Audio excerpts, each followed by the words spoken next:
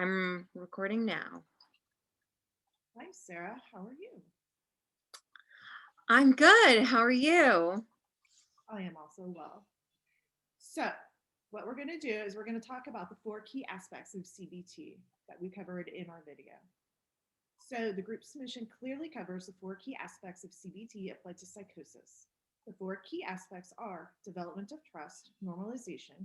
The clinician introduces a strategy response to the client's affective and behavioral reactions to her paranoid or autonomic delusions, and four, guided reality. Well, I think it's really important to note that all four of those aspects are delicately woven together when CBT is applied with a humanistic, strength based approach. It is also important to understand that strategy responses and guided reality testing typically occur at the same time, as Julie and I will discuss momentarily. So I will begin by addressing the first key aspect, developing trust. Role play begins with the narrator explaining in detail how to join and support the client without joining in the client's delusions or in denying the client's experience. The client then introduces himself, his role, and uses appropriate supportive language to begin developing trust with the client. The clinician creates a safe holding environment and holds this space for the client throughout the video. These are all factors that go into developing trust. The strength of the therapeutic alliance is one of the best predictors of clients with psychosis achieving and maintaining stability. I'm going to address the second key aspect, normalization. The group role play that we did demonstrates normalization through the role play. One salient segment of normalization occurs at the beginning of the video when the client describes her landlady attempting to enter her apartment. The clinician does not question the reality of this experience. He maintains a calm and open demeanor while validating her feelings and guiding her through her thoughts and feelings at the moment. A second salient segment occurs when the client becomes slightly agitated and questions if the clinician believes her. The clinician normalizes the client's experience by pointing out that he wasn't there and that client's experience is valid. He is just trying to make sure that he understands her experience.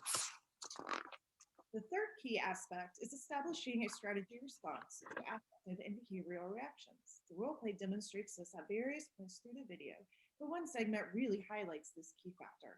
The client is describing her feelings during her experience of the landlady trying to enter her apartment to entice her upstairs. The clinician introduces an alternate explanation and joins and supports the client through his use of the word us, while not discounting what the client's experience was. This use of alternate explanations ties directly into the fourth key aspect, which Sarah will discuss.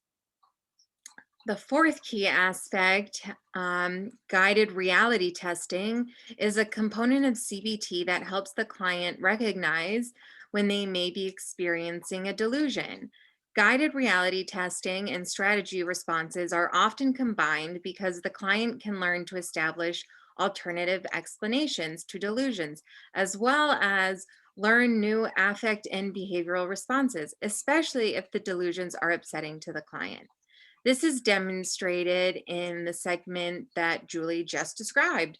The client was agitated, the clinician validated her experience, then guided the client through reality testing by wondering about an alternate explanation. The client's effective response to the alternate explanation was a reduction in high emotionality to more baseline for her. This skill set is built up over time.